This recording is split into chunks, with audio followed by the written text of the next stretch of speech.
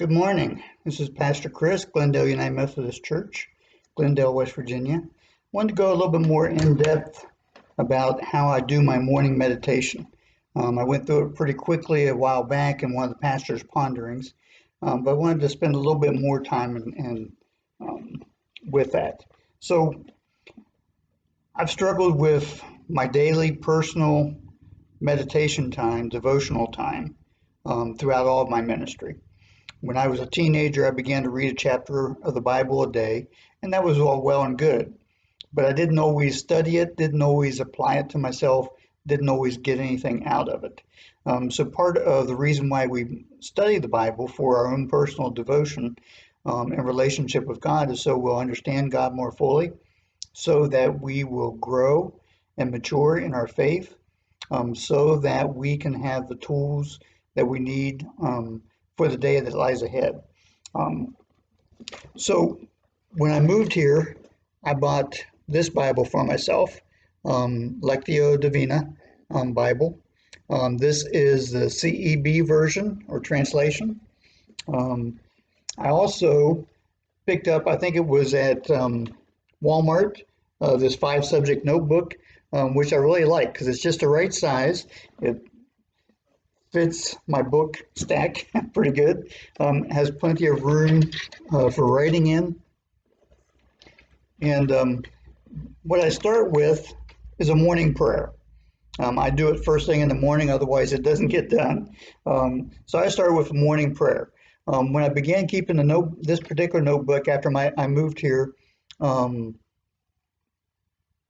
called it Meditations with the Messiah. That was just a way of getting me started. So I continued to start every morning with a meditation time, which is a time of prayer. And I write that prayer out. It may be a thank you for something that happened yesterday, for a good night's rest, for ideas and strength for today. It may be a request for something that's going on in my life personally, something I'm aware of, whatever my thoughts are, whatever the need is to be prayed for at that moment. I also try to pray for my heart and my mind to be open for this meditation time, as well as service throughout the day. One of the other practices I have during my morning meditation that made it work for me was not just some time with the Bible, but also some time for reading. Currently, I'm reading Canoeing the Mountains and about changing leadership for the changing world. I always read, it can be a chapter, it can be a portion of a chapter. There are days that I've gotten through one page and I've filled up a page in my notebook with that.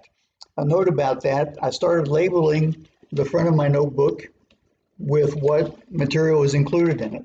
So on this one, I have A Christ-Centered Life, which is a book I read previously, and Canoeing the Mountains.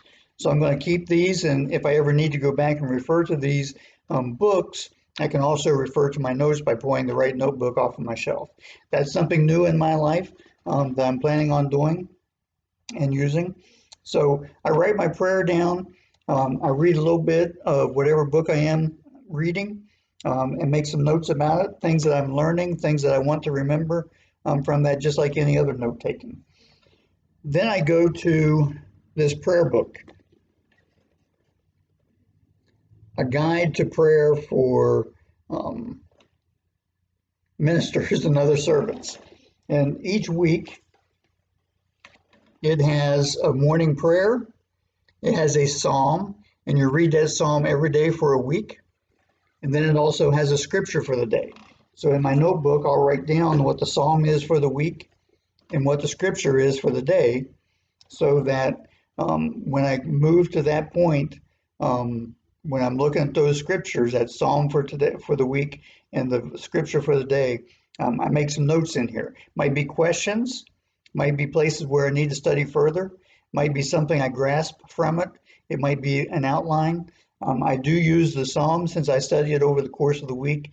I've been using that psalm for a weekly meditation posted to our church Facebook page once a week on Thursdays usually. And then I try not to think in terms of that though. I try to think mostly in terms of what can I get out of that scripture today, And it's really neat reading a psalm over the course of the week and see what it says to you differently, what you focus on differently. Overall perception, one word, one particular verse of that psalm, and then explore that. Some days I've gotten in that psalm and or the scripture, and I end up going, I go get my computer out and I'll do some further research, especially if I have a question about it. I'll right then, right there, go spend some few moments researching it. And then if I need to, I can come back to that later in the day. Time doesn't always allow for that though. So if I do it right then and there, I know I've done it. And that's an important part of morning meditation or your meditation and devotional time is committing some time to it. It doesn't have to be a long time, you know. Most of my morning meditation times, 15 minutes tops.